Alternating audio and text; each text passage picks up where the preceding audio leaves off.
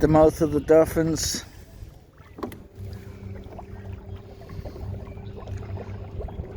Going directly against the wind. Let's see what she can do.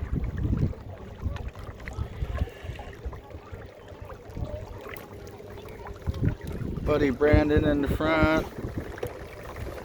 Supposed to be steering. All the people on the bridge going, is that a Hobie? Lake Ontario, it's got 30-kilometer gusts going.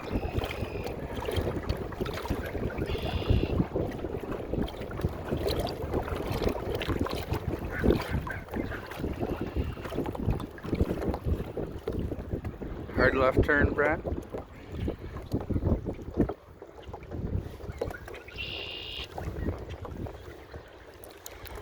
People are mystified. Look at it, it's a beautiful Easter day. See what she can do.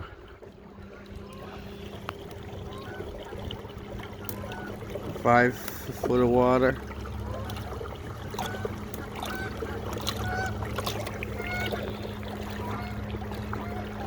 Going left. No, we don't want to go left, I mean. There's wakes going on in the boat here. Look at this stuff going on.